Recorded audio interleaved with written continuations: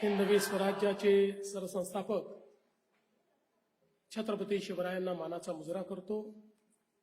भारतीय राज्यघटनेचे शिल्पकार भारतरत्न डॉक्टर बाबासाहेब आंबेडकर यांना मानवंदना अर्पित करतो। आज नारी शक्ती वंदन महिला संमेलनाच्या निमित्ताने नारी शक्तीचा हुंकार असलेल्या आई जिजाऊ माँसाहेब ज्यांची 350वी जयंती आपण साजरी करतो, अशा महाराणी ताराराणी साहेब ज्यांनी उत्तम प्रशासन कसं असतं हे आपल्याला दाखवून दिलं आणि 300 वर्षापूर्वी ज्यांनी या देशाला एक महिला प्रशासक काय असू शकते हे दाखवलं, ते पुण्यश्लोक अहिल्यादेवी होळकर आणि त्यासोबत आधुनिक भारतामध्ये ज्यांनी स्त्री शिक्षणाची दारं ही महिलांकरता खुली केली त्या क्रांतिज्योती सावित्रीबाई फुले या सर्वांना आज मी वंदन करतो।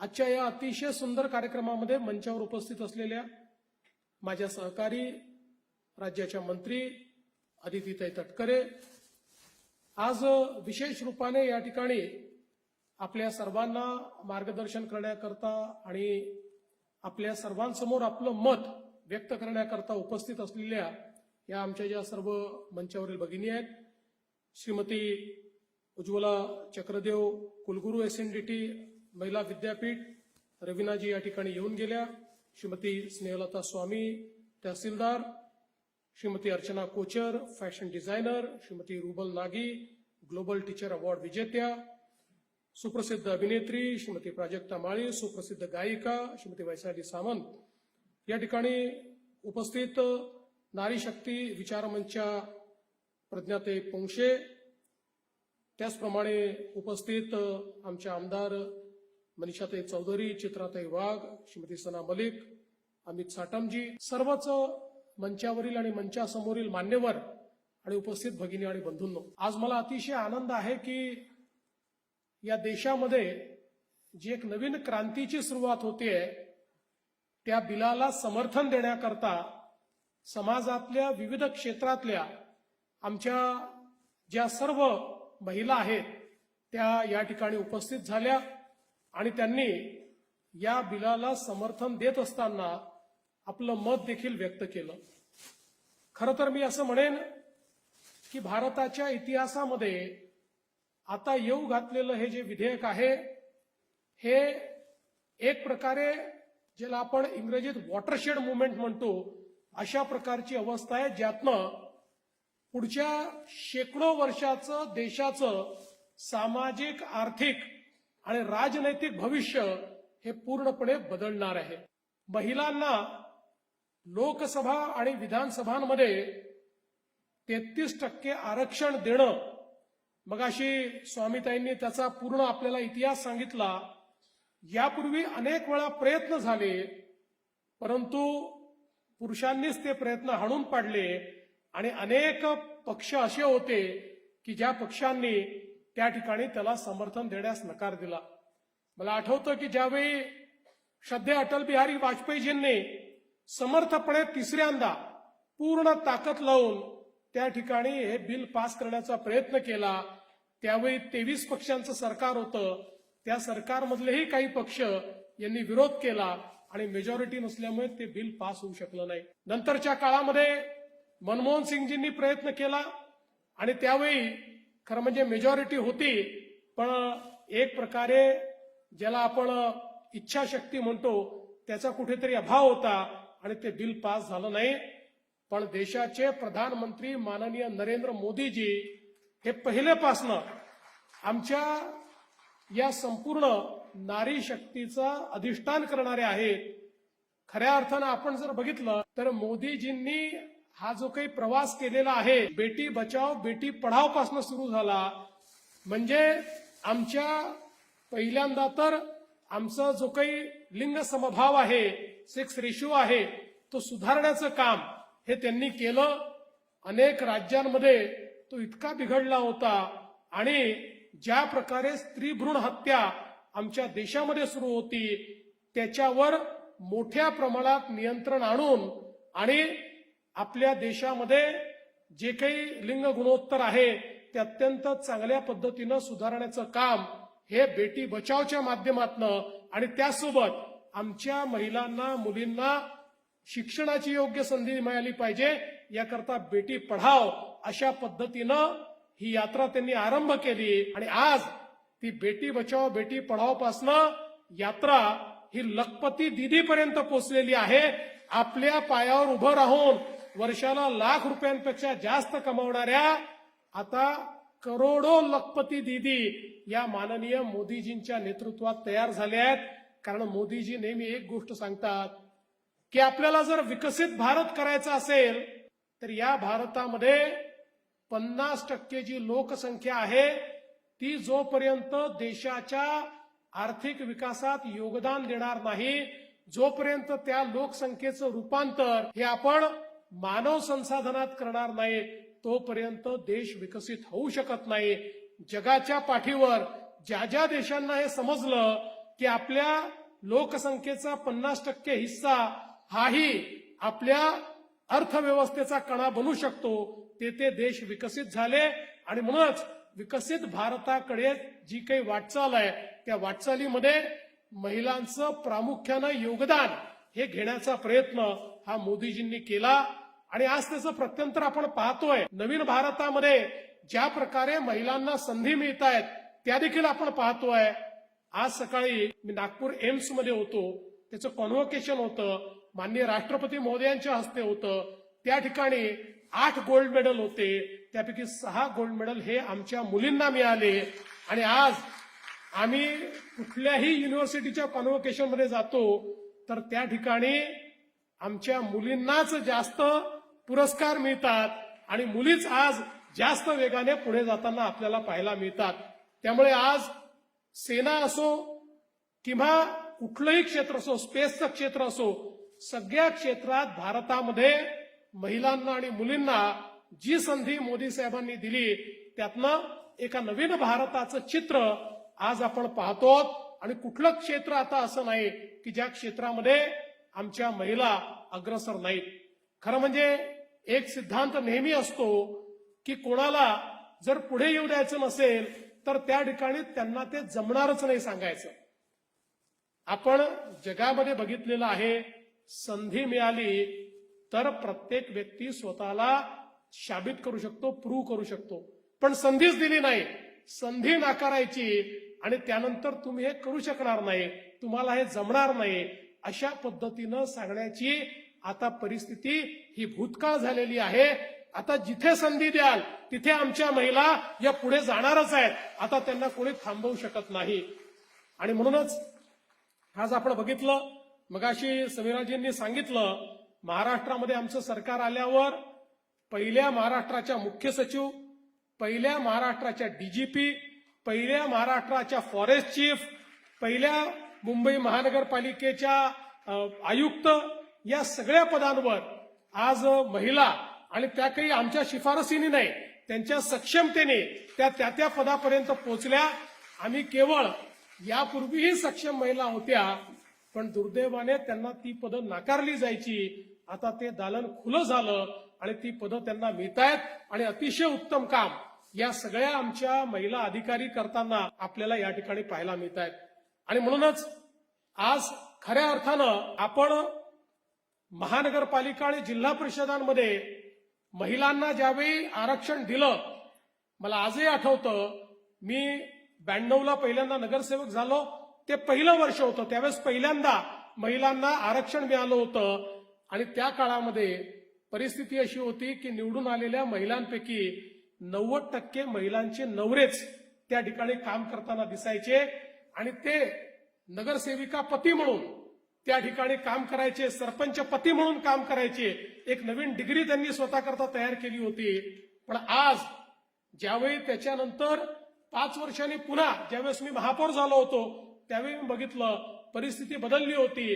50% महिला सक्षमतेनं काम करत होत्या आणि हे बदलता बदलता आज आपण पाहतोय क्वचितच 5, 7, 10% तेवढंही नाही, एक बोटावर मोजण्या इतक्या महिला अशा आपल्याला दिसतील की ज्यांचे पती हे पाठीमागून सगळ्या गोष्टी चालवतात, पण आज निवडून येणाऱ्या आमच्या महिला या सक्षमतेनं त्या ठिकाणी काम करता आहेत, वेगवेगळ्या पदांवर काम करत आहेत, स्वतःच्या भरोशावर निवडून येत आहेत. आणि सगळ्यात महत्वाचं मगाशी उल्लेख झाला की आता 33% मिळालं, 50% पोहोचू. मी तुम्हाला सांगतो, महाराष्ट्रातल्या सगळ्या महानगरपालिका आणि जिल्हा परिषदांमध्ये आरक्षण 50% आहे, पण महिलांची संख्या 55 ते 59% आहे. म्हणजे एक प्रकारे स्थानिक स्वराज्य संस्थांमध्ये आता महिला राज आलेला आहे. आणि मला विश्वास आहे की आता हे जे बिल आलेलं आहे, कारण आपण विचार करा की आज आपण आपल्या लोकसभेमध्ये आतापर्यंतचा आपला रेकॉर्ड हायेस्ट रेशिओ हा 18% गेलेला आहे. तो कमी अधिकच होत असतो.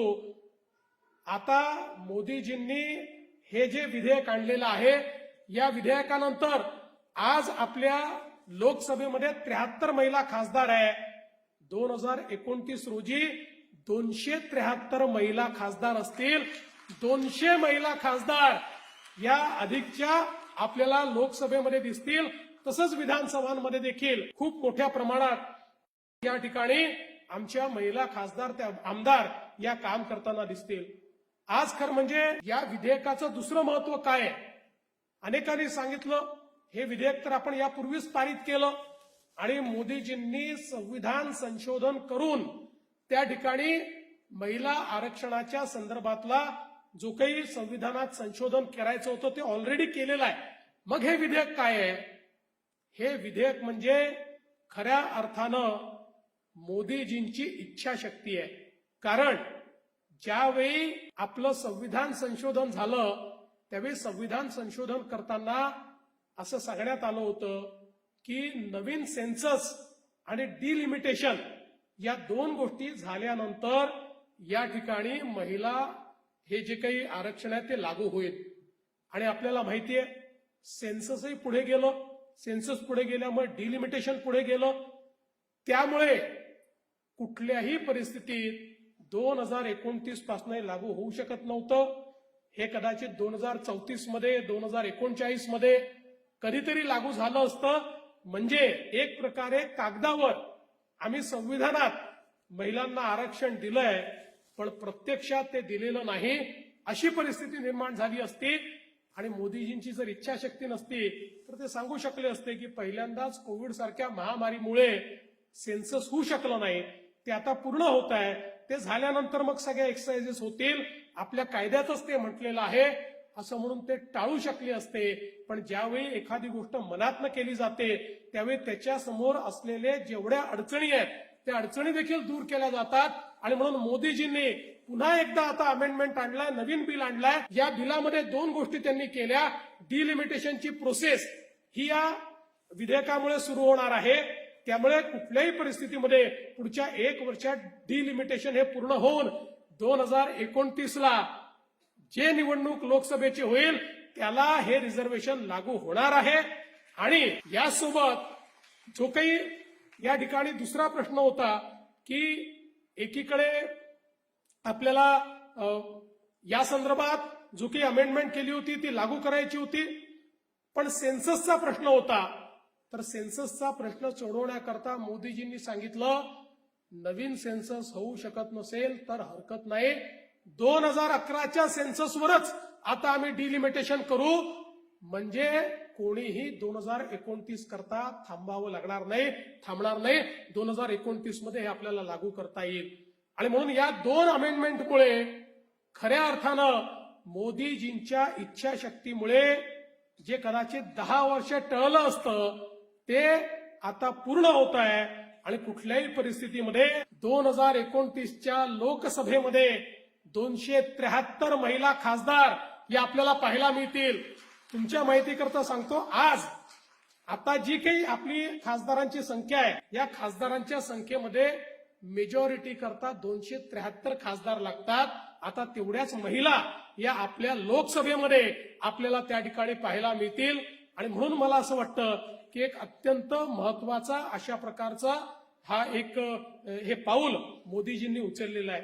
आणि आपल्याला एक याची कल्पना आहे की देशाचं सर्वोच्च स्थान जे आहे ते देशाची संसद आहे. राज्याच्या विधानमंडळ आहेत, या संसदेत आणि विधानमंडळामध्ये ज्यावेळी इतक्या मोठ्या प्रमाणात आमच्या महिला येतील, त्यातनं महिला नेतृत्व तयार होईल. आज आपण बघा 33% आरक्षण आलं तरी तुम्ही माझं म्हणणं हे या ठिकाणी लक्षात ठेवा आणि टिपून ठेवा.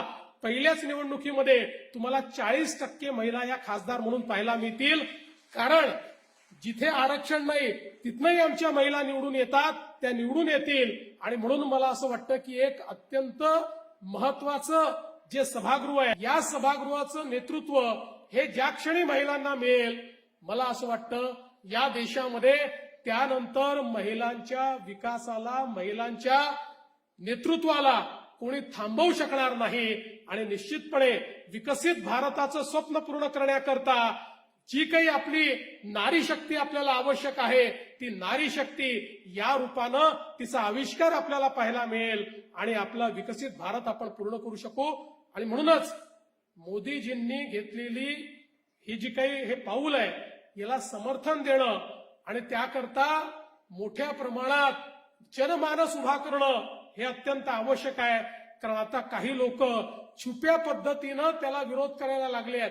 मग काय सांगतात, आमचा महिला आरक्षणाला विरोध नाहीये, पण डिलिमिटेशनला विरोध आहे. त्यांना माहितीये की या ठिकाणी हे डिलिमिटेशन झालं नाही तर महिला आरक्षण लागू होऊ शकत नाही. त्यामुळे असे जे लोक आहेत जे खऱ्या अर्थानं महिला विरोधी आहेत, त्यांचा बुरखा फाडण्याचं काम हे या सेशनच्या माध्यमातून, या विधेयकाच्या माध्यमातून होणार आहे. आणि म्हणून मी देखील सगळ्या पक्षांच्या अध्यक्षांना महाराष्ट्रातल्या आणि सगळ्या मेंबर ऑफ पार्लमेंट, लोकसभा आणि राज्यसभेतल्या सगळ्या पक्षाच्या खासदारांना पत्र लिहून विनंती केलेली आहे की आपण या विधेयकाला पूर्ण पाठिंबा द्या. आणि आज मी पुन्हा एकदा जाहीरपणे म्हणतो की जो व्यक्ती या ठिकाणी या विचाराशी सहमत आहे की देशाच्या विकासामध्ये महिलांचा वाटा वाढवणं आणि महिलांच्या माध्यमातून विकसित भारत तयार करणं हे गरजेचं आहे, तो कुठल्याही पक्षाचा असो, अशा प्रत्येकाने मोदीजींना पाठिंबा दिला पाहिजे. अन्यथा मगाशी जे बोललं गेलं भाषणापुरतं या ठिकाणी सांगायचं की नारी सशक्त झाली पाहिजे आणि कृतीमध्ये मात्र त्या ठिकाणी अशा बिलांना विरोध करायचा, अशा प्रकारचं वर्तन बिलकुल चालणार नाही. हे देखील या समर्थनाच्या माध्यमातून आपल्या सगळ्यांना सांगायचं आहे. आणि म्हणून मी पुन्हा एकदा या मंचाने जे विचार व्यक्त केलेले आहेत, माझ्या या मंचावरच्या सर्व भगिनींचं मनापासून त्यांचे आभार मानतो की त्यांनी हे जे समर्थन दिलेलं आहे, आपलं समर्थन आम्ही मोदीजींपर्यंत पोहोचवू. आणि आपल्या समर्थनातनं आणि या ठिकाणी उपस्थित असलेल्या सगळ्या लाडक्या बहिणींच्या समर्थनातनं मोदीजींच्या मागे एक असं कवच उभं होईल की या विधेयकाला कोणीच थांबवू शकणार नाही. हे विधेयक पारित होईल आणि नारी शक्तीला सगळे मिळून वंदन करू, एवढाच विचार या ठिकाणी मांडतो आणि माझं बोलणं संपवतो. धन्यवाद. जय हिंद, जय महाराष्ट्र.